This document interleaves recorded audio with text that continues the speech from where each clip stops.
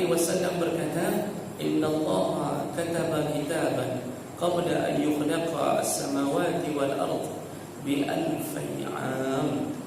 Rasulullah sallallahu alaihi wasallam menyatakan, sesungguhnya Allah Subhanahu wa taala telah menuliskan takdir atau Lauhul Mahfuz sebelum diciptakan langit dan bumi, ya, ribuan tahun sebelumnya. Dibantu oleh hadis riwayat Muslim, 50,000 tahun itu skenario hidup kita sudah ada di sisi Allah yang bernama qada. Pelaksanaannya disebut takdir. Ketentuannya skrip sebuah sinetron dari awal sampai akhir, nanti sampai anak mudanya tak mati-mati, itu disebut qada. Menurut sebuah film, skrip cerita dari A sampai Z itu yang sudah di tangan sutradara, itu qada. Waktu bermain para artis dan aktor itu mulai memainkan qada, memainkan takdir. Para ulama mengatakan takdir dibagi dua, ada takdir mubram, ada takdir mu'allaq. Takdir mubram, skenario Allah qada tadi dijalankan dan tidak bisa diganggu-gugat oleh hamba.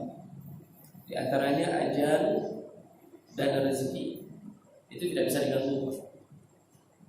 Rezeki itu selalu disesuaikan dengan ajal. Tidak mati-mati, Allah tetap akan kasih rezeki. Begitu mati, putus rezekinya. Maka jangan takut dengan sesuatu yang telah Allah tetapkan, sampai kita harus bekerja di tempat haram. Padahal tidak bekerja pun Allah sudah tetapkan rezeki. Cuma yang membedakannya, yang bekerja menjemput lebih awal, hidupnya senang lebih awal, mondo lebih awal, bisa beli NMAX lebih cepat. Bagi yang tidak menjemputnya, dengar sambil tidak mau usaha apapun, maka dia hidup menderita, tapi ujungnya tetap dapat sesuai kuota. Ujungnya tetap dapat seperti kuota. Cuma lambat, kata Rasulullah, wa in abtah, tetap dia dapat walaupun dia lambat. Kapan dia dapat? Di saat dia meninggal ayahnya, dapat warisan. Jadi dia berbuat menggerbang 3 berbuat, satu tumpuk berbuat langsung semuanya. Atau waktu dia ketabrak, datang orang berkunjung, dikasih amplop 50,000 5 mata, 50,000 5 mata. Itu rezeki, walaupun dia sakit, malas, rezeki tidak berubah. Itu mubram, tidak bisa dirubah. Tapi ada satu takdir mu'allaq. Allah sudah tentukan skenarionya, tapi diberikan hak hamba untuk memilih.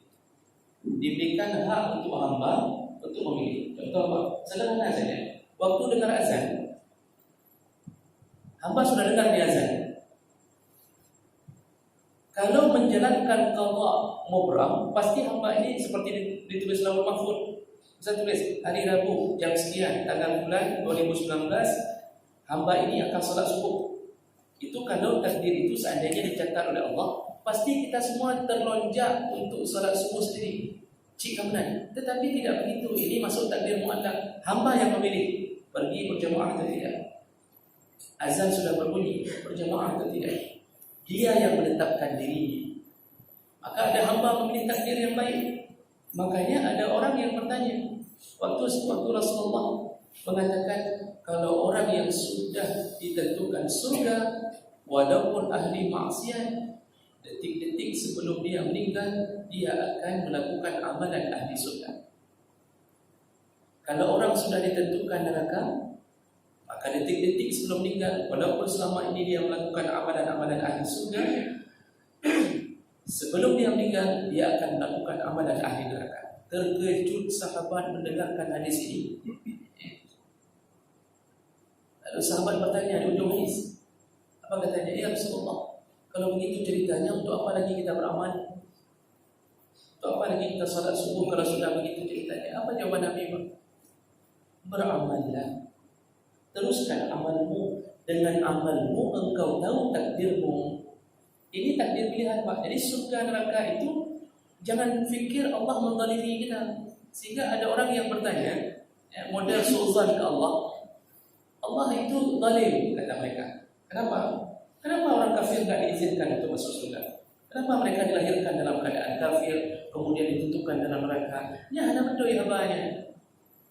Kullu mauludin yuladu ala fitrah. Setiap anak lahir dalam keadaan fitrah. Lalu dia diberikan oleh Allah pengetahuan. Setelah diberikan pengetahuan, mulailah Allah turunkan Nabi. Orang Yahudi lupa diturunkan Nabi untuk memberitahu yang benar. Kemudian kalau Nabi tidak ada, maka kemudian Allah lanjutkan dengan perjuangan para ulama, pendakwah dan segala macam.